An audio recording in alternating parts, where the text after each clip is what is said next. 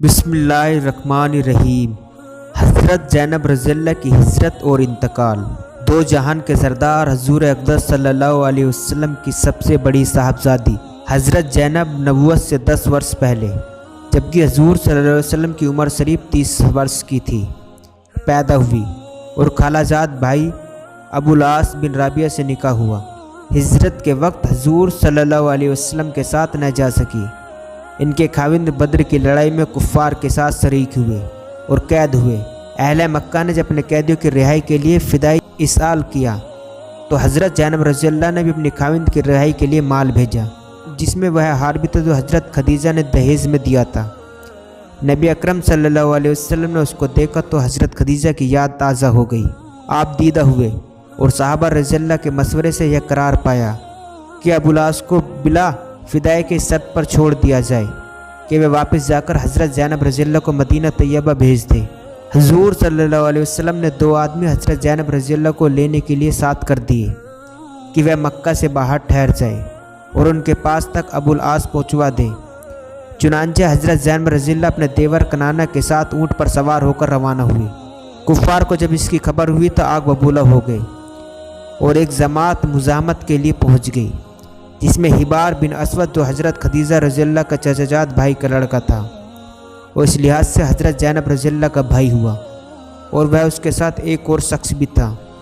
ان دونوں میں سے کسی نے اور اکثروں نے حبار کو ہی لکھا ہے حضرت زینب رضی اللہ کے نیزہ مارا، جس سے وہ زخمی ہو کر اونٹ سے گری۔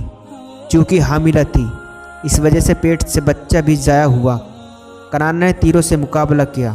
ابو سفیان نے ان سے کہا کہ محمد صلی اللہ علیہ وسلم کی بیٹی اور اس طرح علل اعلان چلی جائے، یہ تو گوارا نہیں، اس وقت واپس چلو پھر چپکے سے بھیج دینا۔ کنانہ نے اس کو قبول کر لیا، وہ واپس لے آئی۔ 2-1 روز بعد پھر روانہ کیا۔ حضرت زینب رضی اللہ کا زخم کئی سال تک رہا اور کئی سال اس میں بیمار رہ کر سن 8 ہجری میں انتقال فرمایا۔ رضی اللہ تعالیٰ عنہ حضور صلی اللہ علیہ وسلم ارشاد فرمایا کہ یہ میری سب سے اچھی بیٹی تھی جو میری محبت میں ستائی گئی۔ دفن کے وقت نبی